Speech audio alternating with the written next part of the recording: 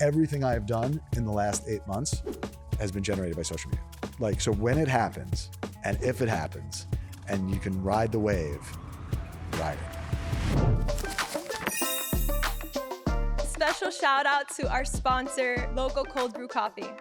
Welcome to Book BFFs, the show that celebrates wonderful people and the books they're inspired by. I'm your host, Jenny Valdez, and today I am here with the very talented Kolodny. How are you? I am wonderful. How are you? Good. Thank you for being here. My Welcome pleasure. to our playground. We're so excited to have you here today. Very impressed with the playground. So excited to be here. So I know you have your playground, all with these balls. I see you online, and it is really different and unique and trendy. I will take all of those things. Tell us a little bit about that. Yeah, so it's been a heck of a year. So in full transparency, that I've been an artist for decades. I've been an artist for a long time. I've had different series of work. This series actually began, albeit a year ago. Wow, only a year? Yeah, for the amount you see me, you would think that it's been going like this forever. But like the acceleration and success of this particular work has been quite dramatic. Wow. It actually started almost exactly a year ago, about this week, maybe next week. And it started out, it was originally, I used to sketch and kind of doodle in my notebooks. And I used to make little circles on circles on circles on circles. And so I was doing some other work, some NFT stuff and things I didn't really like. And I was debating, I'd been at art for a while. I'd done okay with it, but I was debating, like, is this really the life for me? Right. And I still had one thing left in me. I said, I'm going to give this one more try, and I'm going to give it really my 100%, and just focus and do the work, so to speak, like show up every day. And it started as sketches and then turned into some paintings where I was painting circles. And then shortly after that, I realized I'm not a very good painter. And I like making physical things. Like, my background is more sculptural. Yeah. My education is industrial design. And so I went and I found the first balls I could find. I had little wooden balls, and then I actually went and got ball pit balls, like that you play with when you're a child. Wow. Yeah, that's where it all, and I started gluing these things together with like messy hot glue and whatever. And that's where it all began. And so I started looking for like big versions of these silver balls, and I was able to find and fabricate these kind of giant inflatable metallic spheres. I did not expect all the things that would happen from that. So I started putting these things together. I had this idea, I made fancy renderings and made little models and ordered all the materials, and found what would be one of several factories, because I figured out how to do this, to manufacture these things. And I got them, and I started inflating them. And because I had kind of set my mind, I was going to make content every day, right? So no matter, when I was making art, I put content up every day. When I was painting, just once a day. Like, I wasn't going to overdo it, but like, I made content every day. And so with this, like everything else, I started making the content, and I inflated some balloons, and the social just went through the roof. And then all sorts of magic started to happen. You are clearly a hit maker, which hence you bring the book Hit Makers to talk about by Derek Thompson. What made you choose this book? It was actually a recommendation from a friend, and it was, ironically, we were having kind of like a conversation actually about the work, and why we thought, like, it's better to be lucky than good, I guess, at times, but why this caught the way it does, and what kind of legs did it have, and kind of what were, just actually thinking, like, kind of what were the reasons that, like, because I've been an artist for a long time, and I've never had anything remotely connect with audiences like this. Yes. And so just trying to figure out what that is and try to understand how those connections take place. And he had suggested this. He's like, oh, your work is has a lot of these cultural points where it's it's new, but it's adjacent, Yes. right? And it kind of caught a trend. Yeah. And there's a couple other trends that it kind of caught. One of the things that I've realized, at least through all my socials, is I've kind of fallen in, like, especially as I inflate these things and I build them, they go from like wrinkly to smooth. I've fallen into like the oddly satisfying camp. And so I didn't, no, it's true. I know exactly what you're talking about. Right. I didn't even know what oddly satifying was. Right. But like, it's like, you know, it's like the ones where like they make the Yes. ASMR and, And the soap and they cut it. Yes. And like, it's something about when I blow these balloons up, when they go from It's wrinkly satisfying. to smooth, it's very satisfying. More satisfying than I realized. And I believe that's what's caused a lot of that traction. So there's like a couple of interesting trend lines that have kind of captured this work, and I think is what really has caused it to accelerate with the way it has.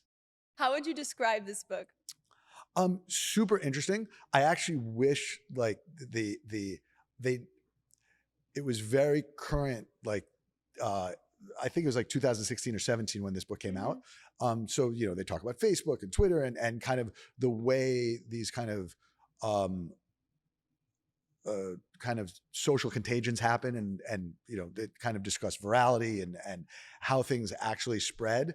I almost need a new version, like the post TikTok age, and how like the algos have taken that over. Yeah. What used to be, and kind of what the book talks about is like the viral spread isn't truly viral. It's usually like a couple really important people would talk about it, and they had such big audiences that would generate all these things.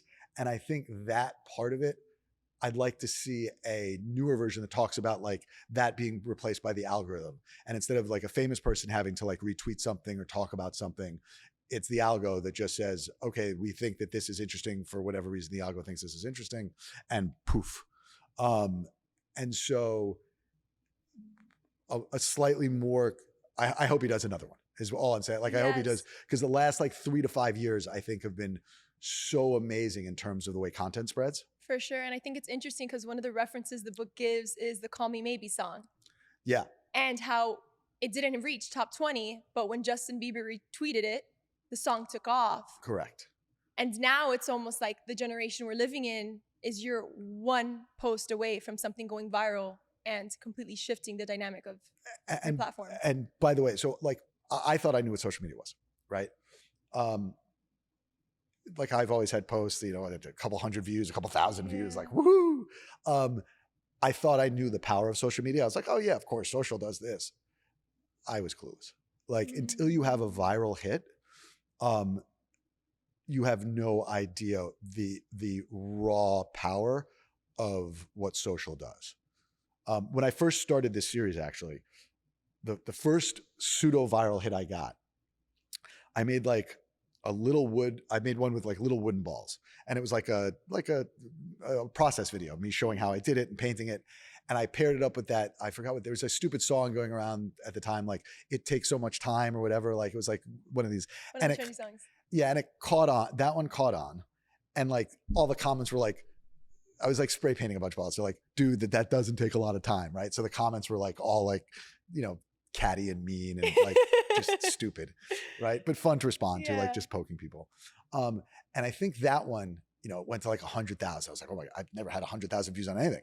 Then it got to like 300,000. Like, oh, this is unbelievable. Then it got to like 500,000, then 1 million. And I'm like, no, like that was more views than you know, I've been on Instagram since like 2012. I think that one video was like probably more views than every other video I had combined. And I've posted a lot of crap.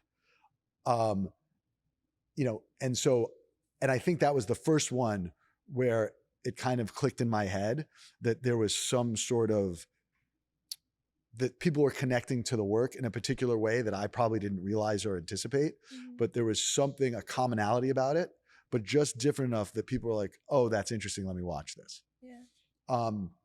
And yeah, so that was like the first one. I thought 1.5 million was big, right? That was great.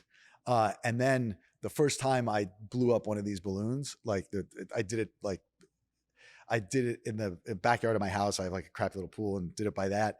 And then I did a whole bunch of them in a hallway, like a really tight hallway. So it like filled up. And then all of a sudden I had a couple views that did, I think one did 40 million or like 39 million on Instagram, which is pretty hard. And I think it was like 50 million on TikTok. Same video, by the way. Wow. Like, so I had two videos. One did better on TikTok, one did better on Instagram, but the same two videos, both. And that was the beginning of what has now turned into the craziest 8 months of my life. Right. So what did you learn from that? I learned a bunch of things. One, it ain't always the thing that you think it's going to be, and it doesn't matter. Right. So the blowing up the balloons is part, in essence, part of the work, but it wasn't my artwork per se. But that's okay, because the amount of eyeballs and the amount of followers that were generated by something adjacent to it launched everything else. So TikTok's a great example. So I had plenty of views with 1,000 views, 800 views, 300 views. TikTok's ruthless, by the way. The second you get one video that does 50 million views, everything that had 1,000 views now has 30,000 views, because people go and they flip through your stuff. Right? A small subset flip through your stuff. And so what you don't like, you're like, oh, that's one piece of content, but it's not one piece of content. That one piece of content cascades against all this other content, right? And it lifts all ships. So you can see even now, like I'll have like one or two videos that do amazing, and everything around those one or two videos all of a sudden has tons more views.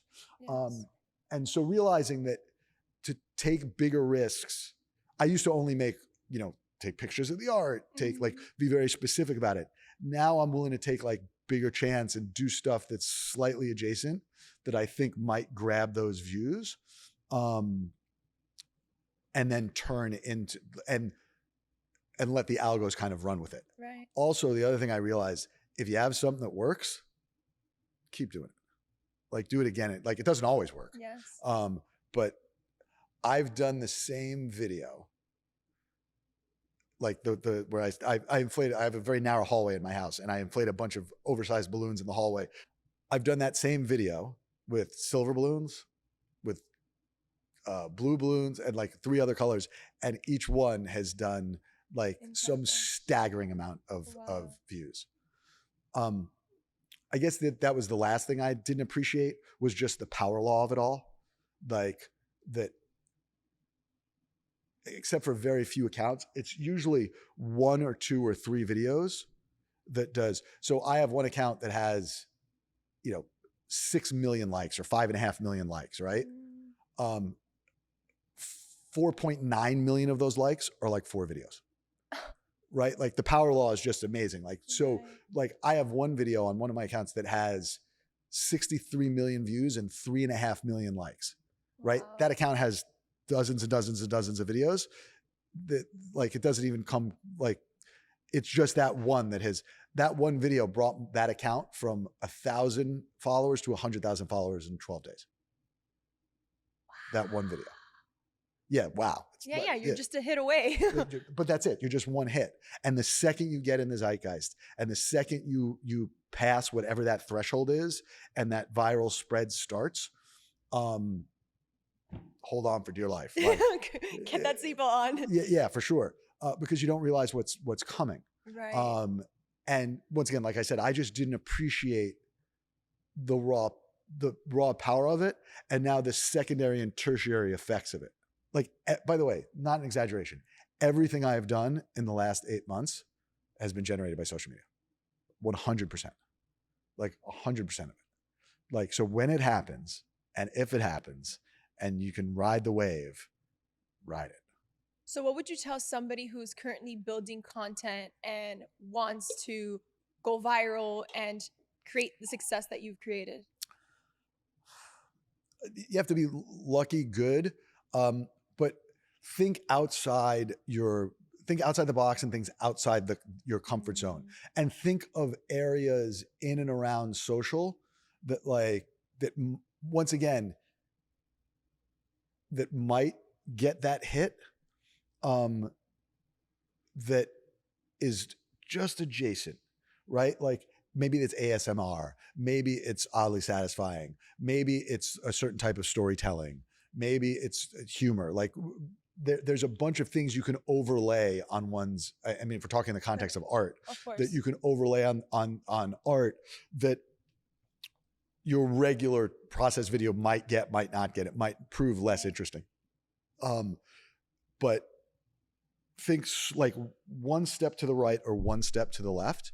And that's because, by the way, I made content I don't know, I think I have like 2,000 something Instagram posts over the last 8 or 10 years, right? And nothing ever did this, like not even close. And that's because probably I was probably a little too focused, right? I just or maybe people just didn't like the art, right? That's also a possibility. Right. You never know what's going to hit. You never know what's going to hit. And the sad reality of it is, in this age that we live in now, content is half your job. I was spending an hour to 2 hours a day on filming, editing, compiling, doing, posting. It takes time and it takes effort, like anything else that's good in life. And you have to actually put the work in, and most of it don't do right. Like most of it's depressing. Like it's 200 views. You're like, what the yeah. So, but persistence, keep at it, be consistent. Consistency. Yeah, 100%. One of my favorite lines from the book, it states, content is king, but distribution is the kingdom. That is correct. What is your opinion on that? Distribution's everything, right? You can build so much. The future will be about distribution, right? The future will be about who has the eyeballs. That's why the Logan Pauls and the Mr. Beasts of the world will, they're going to start the consumer brands of the next generation, because you're not going to care. You're going to care if the people you like sell something. Ironically, I actually the perfect example. When this thing first started, and I got so many requests for these sphere, like people saw, like, oh my God, where do you get those? Where do you get those? So I was like spending half my day. There was literally days where 1,000 people would ask where I got these things. I was like, maybe I should just put up a website and see if I can sell these things. And I did. And 8 months later, I have a pretty big thriving business that came from eyeballs, views, and controlling that. And it's not to say you couldn't find or manufacture or track these things down elsewhere. And obviously I've done a bunch of work and found the correct manufacturers, and I use them every day. So I understand like where the fail points are, what breaks, how you can use them, what works. I've built huge structures with these things. So I have some credibility in terms of, that like, these are good. Yeah. And mine are reinforced in special ways and use special glues, and like, because they had to satisfy my needs. Right. And so, but now I now have a big brand called, ironically, Big Shiny Balls. Big Shiny Balls, yeah. Bring them out. Yeah, my cheap plug, bigshinyballs.com. Make sure to check it out. Right, but but once again, 1,000% from social. I couldn't start that business today. Like if I want to start that business today, I don't think I could work correctly because of the economics without the social. Right. And I want to talk about that because a big theme in the book is familiarity. Correct. And the concept of a familiar surprise. So with your niche specifically is interesting because people have been playing with balls since they were born, and you had that idea going back into your childhood of playing with balls and creating this, but yet you've made it unique in a way that it's entertaining, but it's still familiar. I really after I didn't appreciate that until like after I read the book. I was to the point where I was like, oh, this makes much more sense. Yes. Right. And I think that's what people connect to, right? There's an organic quality to it. Like, so I make these, because, I use different sizes and it has kind of like this organic feel to it. But there's a bunch of places in one's life that connect to that I think just like set something off in someone's brain. They're like, oh, that's familiar. It feels comfortable. It's not too new. It's new enough. And I don't know whether it's the scale of it that like originally attract attention, or the novelty of it, or the combination thereof. But I think it's all those things kind of together that really have what's connecting this work to people. Right. But like the more the more I push it out there and the more I get, I can see those feedback loops and I can see, after reading the book, I kind of look at it, I was like, oh, I think that's why these people like it. Yes. Yeah. And that's a common ground that's interesting. And something else it talks about is the mere effect of exposure. Yeah. How important is exposure? Because you were posting once a day, even before this took off. So that exposure is everything. Like, and once again, I didn't appreciate what one good video does. And I understand, and like I said, I understand that people work at this for their lives, right? People make content for a living and never get this kind of results. And so I'm super fortunate in that respect, but that distribution and what these platforms allow in terms of just getting in front of so many eyeballs, and by the way, globally, right? Like global attention. It's global attention, right? So it's, on my balloon business, I have customers in every country in the world.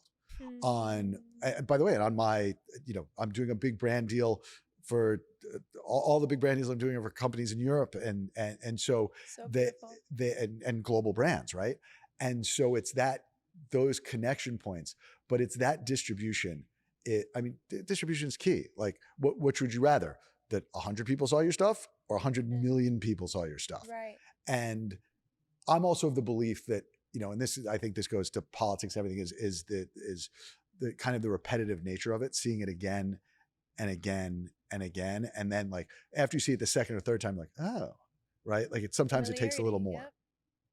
And for you, I find it really interesting that you've created such a niche that people talk about, like niche down, but in a way that's still aligned for you. So you speak of these brand deals. How would you say that you market yourself to be able to attract big brand deals? You know something? I wish I had something really cool to say on this. So I'm going to tell an old story. This will turn into a new story. Go for it. So before I was an artist, I used to be in the hospitality business. Interesting. So I used to own fancy nightclubs for a long time. Yeah, exactly. And when I've opened many in my lifetime. Mm-hmm. And within 2 months, I would always know whether I had a hit on me. And the way I would know is if my phone rang. If I had to call people and tell them to come, it was a bad sign. That means the business was not going to make it long. If I just answered the phone, I had one nightclub many, many years ago that we would get, like, the phone would ring so much, you'd hang up the phone, it would ring again. You're like, huh? And it would just ring again. And it would just ring, like, because so many people wanted it. And I think there comes a point when you have distribution, connection, whatever it might be. And I've had it with this series, a little with one of my other art series, but nothing like it is now. Everything I get is inbound. Like, I'm not reaching outbound to get stuff. It's literally, I sit with a catcher's mitt and the field the phone calls that come in, because whatever that nerve is. So to a certain extent, I'd like to come up with like, oh, well, this is the reason that I get up. No, I can answer the phone and I can answer emails. That's how I do it.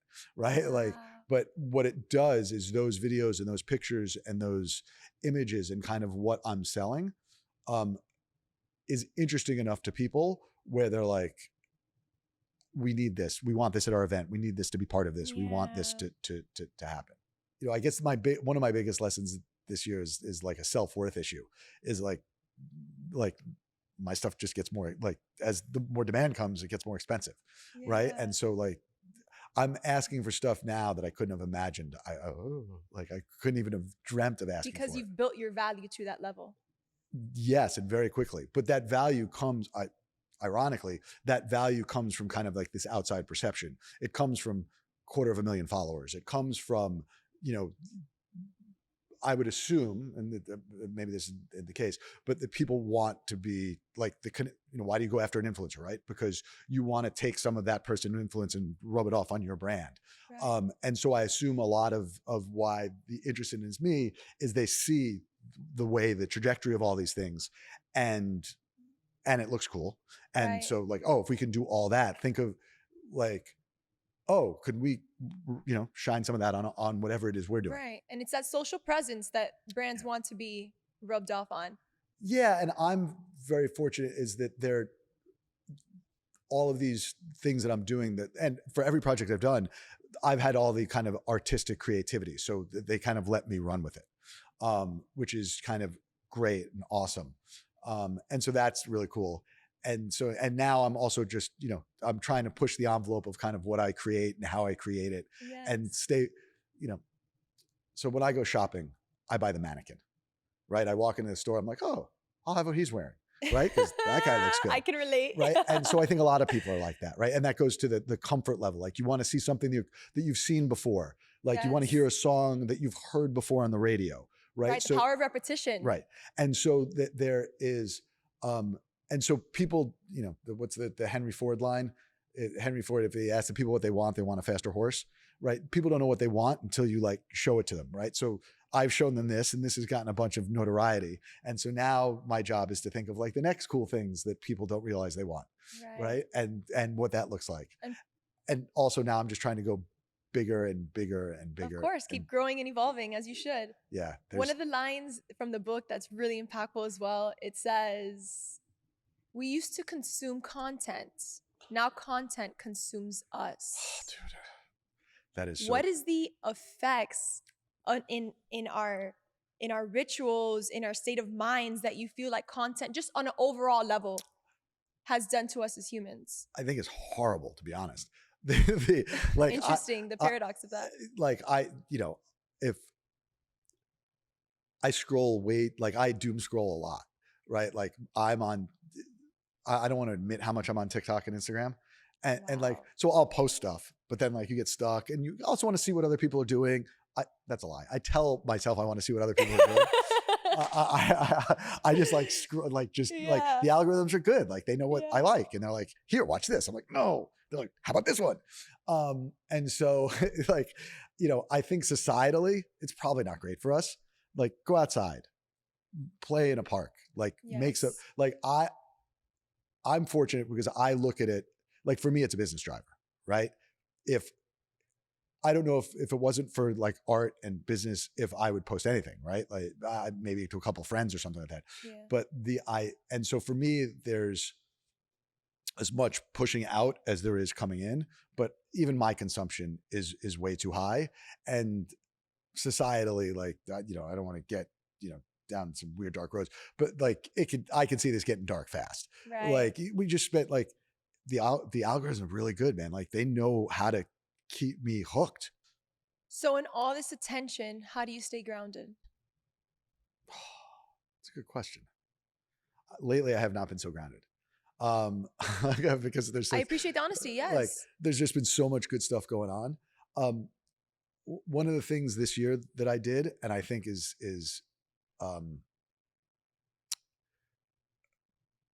directly correlated to and how I probably stay more grounded. I stopped drinking.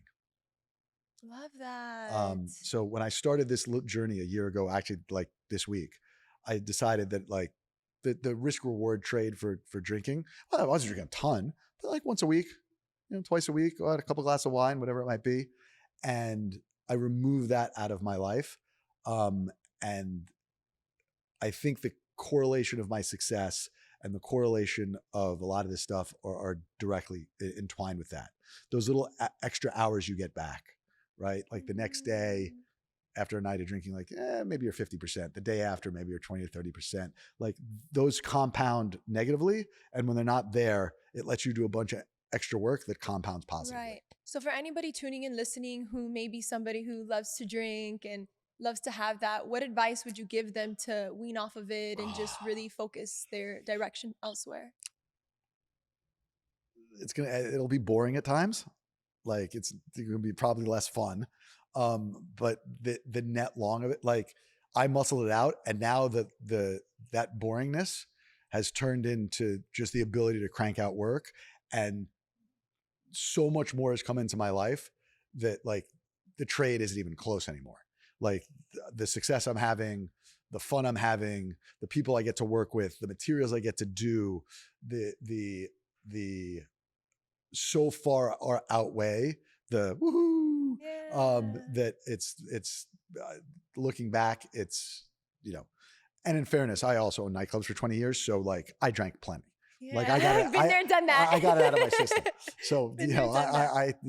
it was slightly harder to wean off, but like I moved that out of the way. For sure. And you know, I have a wonderful girlfriend. I have, I have a cat.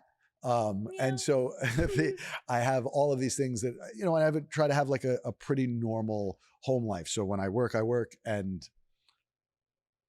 I usually work at home too, but like I'll come home and I try to like block out things, like you said, to ground myself. Right. So, do you feel like you have that balance between your working and your family? you know, I don't personal life? believe in balance. Okay, explain. Like everyone's like, I want balance. Like, look, I think it's important to do all those things, but success requires usually work and outsized effort. And, you know, part of that is rest and relaxation. Like to be the optimal performer, you need some time away. So to like block that accordingly, but to really succeed, I'm one of those people that you get out what you put in. Yeah, sure, there are lucky examples that look otherwise, but and balance is boring. Like it is just like go all in, do something, like do it 180%, do it 1,000,000%. You know, I don't stop thinking, like even when I get home, I don't stop thinking about what I'm thinking. Like I don't stop. And you know, even when I doom scroll, I convince myself that this is research. So, wow, interesting. That's an interesting perspective. Are there any final takeaways from this book, Mr. Hitmaker? Basically, I think that just the idea of trying to look at your work, your context. I mean, if it's art, looking at your context in kind of that broader context of not just your work for the sake of your work, but how your work feeds into either somebody else's audience or how your work feeds into a specific genre, like me and with Oddly Satisfying, like how those things connect, and understanding that you can use one of these little dovetails to really push your thing out there, and have the ability to crank it over. Awesome. Love that. So now we're going to play a little game. Okay, I'm ready. You ready? Maybe. Go. All right. It's a word association game. Okay. So I'm going to ask you 10 words from the book. Okay. 10 words not from the book. And then you're going to say the first thing that comes to your mind. Oh, Jesus. Okay. All right? Ready. You ready? Ugh. Okay, Love go. this. Popularity. First thing that comes to your mind. Cool. Culture. Important. Invention. Fun. Marketing. Hate it. Love the honesty. Trends. Ride them. Behavior. Astonishing. Viral. I'm lucky. Creativity. Best part of my day. All right, 10 words not from the book. Okay, go. Okay. Kiwi. Kiwi? Okay. Fuzzy. Galaxy. Lots of them. Oh, I'm not doing one word. I'm doing like sentences. That's the first thing that's coming to your mind. Waterfall. Stand underneath. Shiny. Balls. Let's go. Mystery. Curiosity. Keyboard. Keyboard? Yes. I love the question. Lessons? I don't know. Yarn. Oh, knitting. That was easy for you. Yeah, that one's easy. My mom knits. Yeah. Wave. Ride it. Lobster. Favorite. Hey, I love that. Well, thank you for playing our game, and thank you for great. being here. It has been a true pleasure. I feel like you've given us a lot of insight and knowledge on how to become a hit maker. Not only through your words, but through this book that we've been able to create information and learn from it. So thank you for being here. Glad I could share. And once again, the more people, the attention is infinite. So the more like share as much as you can, put stuff out there, be uncomfortable, start before you're ready, like all of those things, because there's plenty of people to watch. Yes. Well, thank you for being here. You guys have it. We just finished discussing Hit Makers by Derek Thompson. Make sure to get your copy today in the link in description below. And as always, like, comment, and subscribe. And we want to hear from you. Let us know how you felt about this episode and how you feel about reading this book, or if you've read it already. And turn the page. We'll see you in the next one.